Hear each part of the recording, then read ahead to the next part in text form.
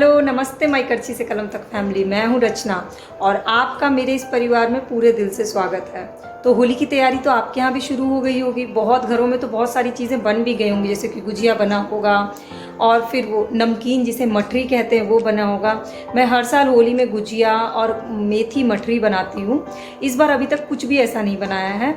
बस सोच रही हूँ कि होली के एक दिन पहले दही बड़े और मालपुआ, इन दो चीज़ों की तैयारी कर लूँगी।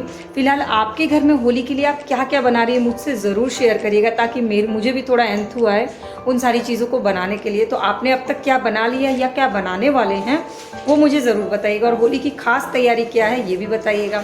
तो चलिए बिना डिले किए आज के ब्लॉग को शुरू करते हैं। ब्लॉग में आपको रेसिपीज, टिप्स, ट्रिक्स, जुगाड़ और कुछ ऐसी बातें जानने और सुनने को मिलेंगी जो आपके ही घर की, आपकी ही ज़िंदगी से जुड़ी बात होंगी और शायद वो आप किसी को बता नहीं पाते होंगे।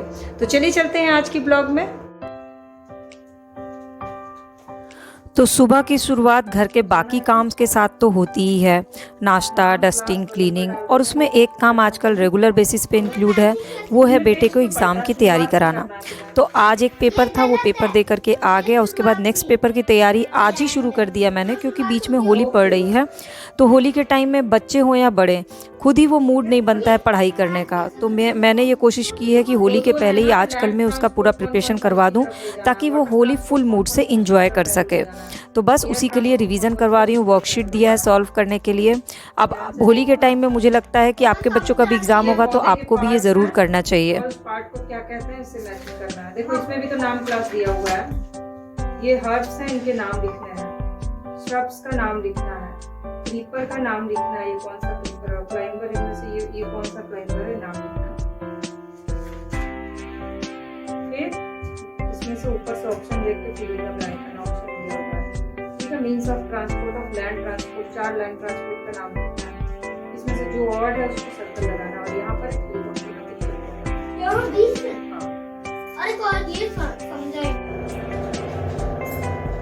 और इसके बाद दिन के खाने की तैयारी करनी थी। तो तैयारी क्या, आज मैंने चने का दाल धुल करके पहले ही भिगा दिया था, क्योंकि चने का दाल लौकी डाल करके बना रही हूँ।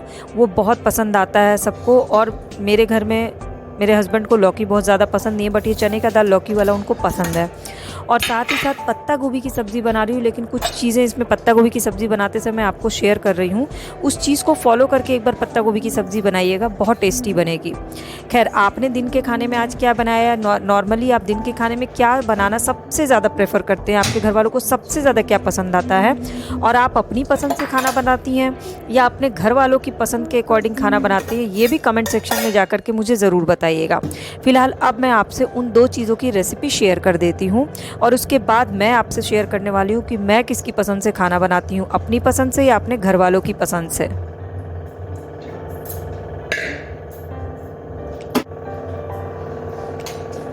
तो पत्ता गोभी के साथ क्या होता है ना, जब भी पत्ता गोभी बनाते हैं, अब तो सीजन जा रहा है, तो उसको खूब अच्छे से बॉईल कर लेते हैं। और बॉईल करते समय अगर थोड़ा सा हल्दी का पाउडर डाल दें ना इसमें, तो सब्ज़ी और अच्छी बनती है। तो मैं बस वही कर रही हूँ, पत्ता गोभी मटर को बॉईल कर रही हूँ, और सोच रही हूँ साथ ही साथ आलू को छिलके काट के उसे भी बॉईल कर लो, तो ज़्यादा सब्ज़ी बहुत सौंधी सी बनती है। हमारी भाषा में उसे सोंधा कहते हैं, कि जब आप उसको बहुत प्रॉपर तरीके से बनाते हैं ना, तो वो सब्ज़ी बहुत सौंधी बन जाती है। और यहाँ क्या है ना, मंडे को सब्ज़ी नहीं मिलती है, पूरा मार्केट बंद रहता है, और संडे वैसे ही बंद रहता है, तो सब्ज़ियाँ एडवांस में मंगानी पड़ती हैं। सब्जियां एडवांस में मंगाने के बाद क्या होता है कि वो सूख जाती है। जैसे कि आलू मुझे लग रहा है बहुत ज़्यादा ताज़ा नहीं है, सूखा हुआ सा लग रहा है ना। और अब तो गर्मी का मौसम शुरू हो गया है, तो बहुत ही हम लोग को बचा के चीज़ों को इस्तेमाल करना पड़ेगा। ये देखिए मैंने आलू भी काट के डाल दिया, और थोड़ा सा इसमें हल्दी पाउडर और नमक।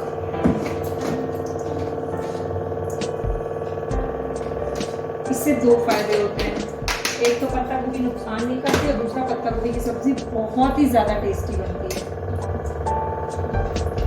बस अब मैं इसको बॉईल होने के लिए छोड़ देती हूँ, और अब मैं दूसरी तरफ बनाऊंगी लौकी वाला चना दाल। देखिए मैंने लौकी काट के रखा हुआ है, तो उसकी रेसिपी मैं आपसे शेयर कर देती हूँ।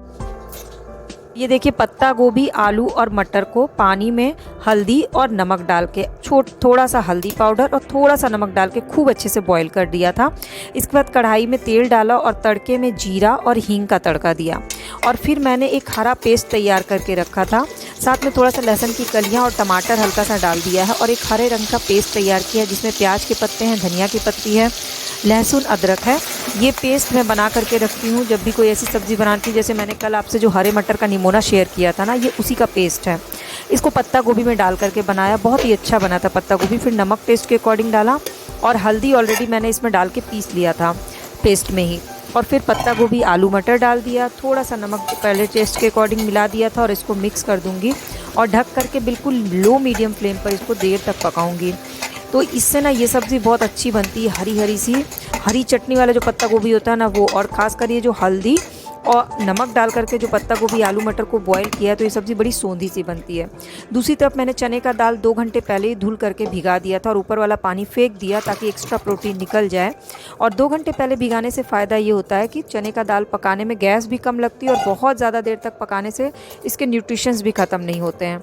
फिर इसमें प्याज कटा हुआ, लहसुन बारीक कटा हुआ, अदरक कद्दूकस किया हुआ डाल दिया और 1 टमाटर बारीक कटा हुआ डाल दिया। नॉर्मली जब भी हम चने की दाल बनाते हैं तो ये सारी चीज़ें डालते ही डालते हैं, या तो तड़के में डालें या साथ में डालें। और इसके बाद इसमें लौकी के बड़े बड़े टुकड़े करके डाल दिए। लौकी के बहुत सारे फ़ायदे हैं, खासकर जो ब्लड प्रेशर के मरीज़ हैं, हार्ट के पेशेंट हैं, उनको लौकी ज़रूर खानी चाहिए।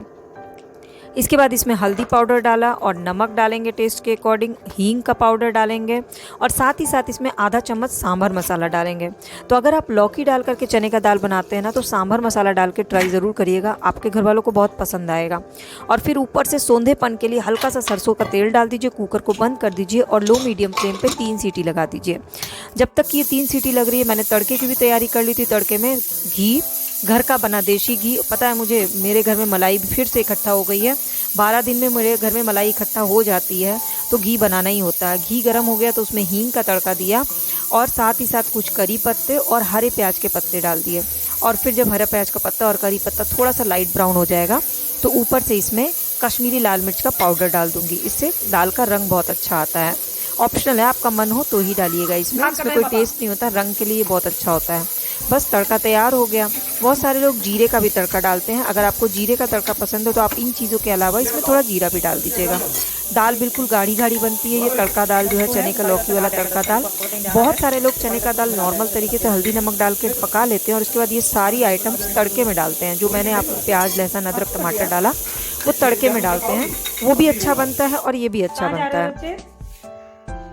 मैं लकड़ी लेने। लकड़ी काटने की लकड़ी लेने? लकड़ी झोला लेके? किस चीज के लिए लकड़ी लोगे बच्चे? लकड़ी इकट्ठा करने जा रहे हो। देखो गार्डन साफ हो गया है, होलिका दहन के लिए। चलो ठीक है, आओ, रुक जाओ, हम भी आ रहे हैं, आराम से। देखो सारा पौधा हम इधर रखवा दिए, अब सीधे धूप लग रही थी ना, सारा एलोवेरा सूख गया था। आ गए मेरा एलोवेरा, सब सूख गया रचेत।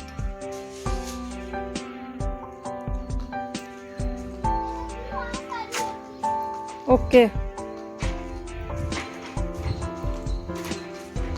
ओ हाँ, सूखी सूखी लकड़ी दिख रही है।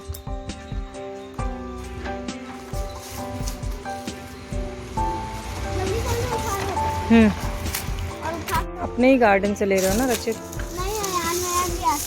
ये होलिका दहन में अच्छा जलेगा। गुड। पहले सेंटर के लिए हम लोग को एक बड़ी लकड़ी चाहिए होगी।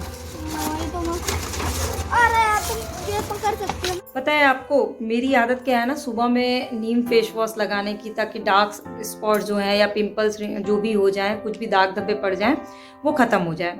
उसके बाद नहाने के बाद मेरी आदत है, आपने ब्लॉग्स में देखा होगा कि मैं एलोवेरा जेल लगाती हूँ। और रात में सोने से पहले मेरी एक ऐसी हैबिट है कि मैं विटामिन ई ऑयल लगाती हूँ। और अभी ना नया मुझे खोजते खोजते मैं ऐसा कोई एक चीज़ खोज रही थी जो कि इन तीनों चीज़ों को मिला करके बनाया गया हो। और लेकिन फिर मैं उसको छोड़ दे रही थी कि नहीं ऐसा तो कई सारे प्रोडक्ट हैं जो तीनों चीज़ों को मिला करके बना हुआ है, 100% नेचुरल। लेकिन मुझे कुछ ऐसा चाहिए था जो पूरी फैमिली के काम आ जाए, क्योंकि सबकी स्किन अलग अलग टाइप की है। तो मुझे फाइनली एक ऐसा प्रोडक्ट मिल गया जो ऑल स्किन टाइप के लिए है, ये निया का फेस वॉश। इसको लगाने के बाद मुझे सच में समझ में आया कि इसमें नीम भी है, एलोवेरा भी है, विटामिन ई भी है। यानी जो 3 स्टेप मैं रोज कर रही थी उससे मैं बच गई।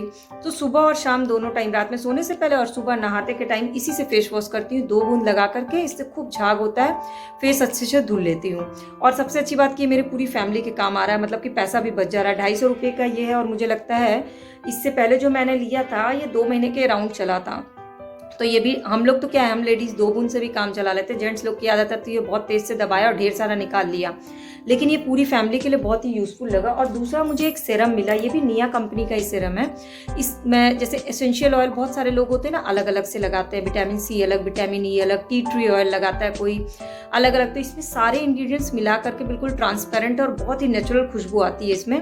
तो रात में सोने से पहले इसको थोड़ा सा अपने चेहरे पर लगा लो, कोई चिपचिपापन नहीं रहता। मुझे बहुत अच्छा लगा पर्सनली, तो मैंने सोचा आज के ब्लॉग में आपसे ये शेयर करती हूँ। अगर इससे रिलेटेड कोई भी डिटेल चाहिए होगी तो आप मुझसे पूछ सकते हैं, मैं आपको बता दूंगी। और मैं अपने ब्लॉग्स में या किसी भी वीडियोस में वही प्रोडक्ट शेयर करती हूँ जो मैं अप्लाई करती हूँ, जो 100% नेचुरल होता है और जो मुझे लगता है कि आपसे शेयर करना चाहिए। तो अगर आपको भी ऐसा चीज़ तलाश रही हो कि नीम भी हो, एलोवेरा भी हो, विटामिन ई भी हो, तो प्लीज़ मुझे कमेंट करके ज़रूर बताइएगा। तो अभी मैं सेहतमंद सोमवार की वीडियो पोस्ट करके जस्ट आई हूँ रूम में। आज सेहतमंद सोमवार का ना टॉपिक बहुत ही ज़रूरी है आप लोग के लिए जानना कि ब्लड प्रेशर, जिन लोगों को हाई ब्लड प्रेशर होता है ना, वो डेली लाइफ में 5 ऐसी चीज़ें अगर रेगुलर बेसिस पे करते हैं जो मैंने बताया है, तो ब्लड प्रेशर हाई नहीं होगा कभी भी अचानक से।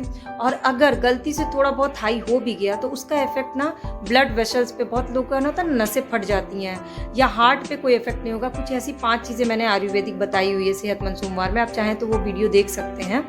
फिलहाल मैं आज दिल की बात ये करने वाली थी कि मैक्सिमम लेडीज़ को मुझे लगता है ये वाली प्रॉब्लम होती है कि खाना बनाने से पहले रोज का ये एक टेंशन रहता है कि आज क्या बनाए। और जब ये क्या बनाए क्वेश्चन आता है ना, तो उसमें ये क्वेश्चन आता है कि हस्बैंड को क्या पसंद है, बच्चों को क्या पसंद है। अपने बारे में आप कितनी बार सोचती हैं आपको क्या पसंद है, आज अपनी पसंद का कुछ बनाते हैं। पक्का पहला थॉट जो है आपके मन में यही आता होगा कि हस्बैंड को क्या पसंद है आज वो बनाते हैं, या हमारे बाकी फैमिली मेम्बर्स इन लॉज को क्या पसंद है, या बच्चों को क्या पसंद है ये बनाते हैं। अपने बारे में जो सोच है वो आपकी सबसे लास्ट में आती होगी, इतनी तो मैं 100% गारंटी दे रही हूँ। अगर ऐसी सोच नहीं है तो प्लीज़ मुझे कमेंट करके बताइएगा, और अगर ऐसी सोच है तो भी बताइएगा मुझे। फिलहाल मैं तो ओवरऑल सबके बारे में सोचती हूँ। हाँ, मेरे साथ भी यही है कि मैं सबसे लास्ट में मुझे अपने बारे में थॉट आता है कि मुझे क्या पसंद है। जैसे कि लौकी, एक ऐसा एग्जाम्पल मैं आपको देती हूँ। मेरे हस्बैंड को लौकी खाना बिल्कुल पसंद नहीं है, वो सारी चीज़ें खाते हैं बट लौकी नहीं पसंद है। तो मुझे लौकी पसंद है, तो मैं लौकी बनाने से पहले 20 बार सोचती हूँ कि बनाऊँ कि नहीं बनाऊँ। तो जब वो बाहर रहते हैं तो फिर मैं लौकी बनाती हूँ। आज भी मैंने ना लौकी डाल के चने की दाल बनाई, इसलिए क्योंकि बस वही एक चीज़ है ना कि चने की दाल में लौकी सब्जी की तरह नहीं होती ना, तो वो खा लेते हैं। तो बनाते समय ही मेरे मन में ये थॉट आया कि हम लोग कितना, मतलब ये रहता है कि बाकी सबकी पसंद का खाना बनाए और धीरे धीरे हमारी पसंद जो है ना वो पीछे हो जाती है, या हम खुद ही सोचना बंद कर देते हैं। ऐसा नहीं कि हमें घर वाले प्रेशर देते हैं कि तुम ये मत खाओ, तुम ये मत बनाओ। हम खुद ऐसे हो जाते हैं कि हमें लगता है उन लोगों की पसंद का बनाएं और हमारी पसंद धीरे धीरे धीरे धीरे पीछे हो जाती है ना सही बात? अगर सही बात है तो नीचे कमेंट सेक्शन में ज़रूर बताइएगा। और आज की ब्लॉग में क्या चीज़ सबसे अच्छी लगी ये भी मुझे ज़रूर बताइएगा। और सब कुछ अच्छा लगा होगा तो चैनल के सब्सक्राइब बटन को क्लिक कर लीजिएगा, बेल आइकन को प्रेस कर लीजिएगा, ताकि मेरी इस फैमिली का परमानेंट मेंबर बन जाइए। हम लोग निकल गए होली के कपड़ों की शॉपिंग करने, तो हम गए मैक्स, और मेरा फेवरेट मैं गई रिलायंस ट्रेंड में।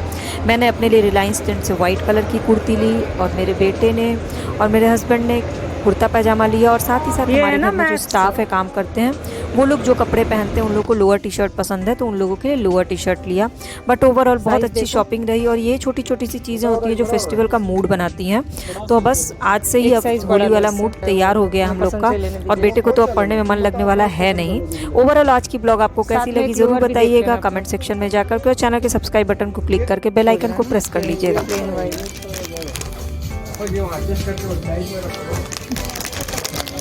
पजामे के साथ है, उधर एक कॉर्नर में वाइट दिख रहा है, वो अपने साइज के हिसाब से निकाल रहा हूँ। आप जो पूछे ना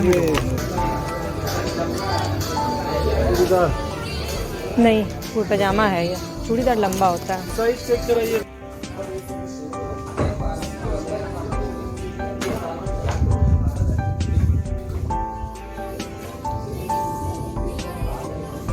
जैकेट कितना अच्छा लग रहा है। हाँ, अच्छा ये कुर्ता भी अच्छा लग रहा है। ये मेरा है या फिर तुम्हारे लिए ही देख रहे हैं। ये कुछ ज्यादा ही बड़ा है। नहीं, यही साइज हम खोज रहे थे। पीछे मुड़ो। हाँ टिकाइए, पीछे मुड़ो। सही है मैडम, एकदम परफेक्ट साइज मिल गया रचित।